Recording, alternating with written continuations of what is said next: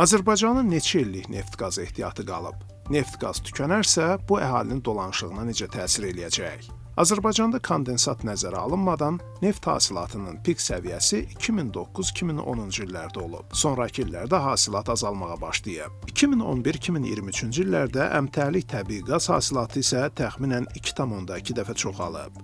2025-ci ilə aid olan məlumata görə Azərbaycanın neft ehtiyatları 7 milyard barel təşkil eləyir. İqtisadçı Rəşad Həsənov deyir ki, illik 29 milyon istehsal gücünü qorumaq şərti ilə 32 il müddətində ölkədə neft hasilatının davamlılığını təmin etmək olar. Azərbaycan hökuməti bildirir ki, təsdiqlənmiş qaz ehtiyatları 2,6 trilyon kubmetrdir.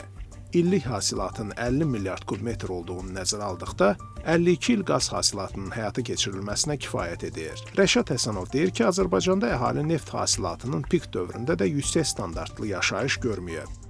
Məsələn, inkişaf etmiş ölkələrdə sosial xərclərin ümumi büdcədəki payı 80%-dirsə, Azərbaycanda bu təqribən 45%-dir. İqtisadçı deyir ki, neftin azalmasına görə hökumət artıq qənaət tədbirlərinə başlayıb. Məsələn, 2015-ci il təcrübəsi bizə onu da göstərdi ki, birdən-birə iqtisadi vəziyyətin pisləşməsinə baxmayaraq, ünvanlı sosial yardım alanların sayında 3 dəfə azalma baş vermiş. Hansı ki, burada əslində tərs korrelyasiya, tərs asıllıq vardır. Yəni, iqtisadiyyat zəifləyəndə bunu alanların sayı artmalıdır. Tərsinə oldu, çünki ayrılan vəsaiti limitlendirdilər. Yəni, bu kimin tədbirlərin görülməsi gözləniləndir. Amma uzunmüddətli dövrdə düşünürəm ki, hökumət əslində postneft dövründə məcburdur ki, daha liberal iqtisadi siyasət həyata keçirsin, fundamental islahatlara getsin. Dövlət rəsmiləri Azərbaycanda qeyri-neft sektorunun inkişaf etdiyini desələr də, Azərbaycanda büdcə gəlirlərinin əsas hissəsi hələ də neft-qaz gəlirlərindən formalaşır.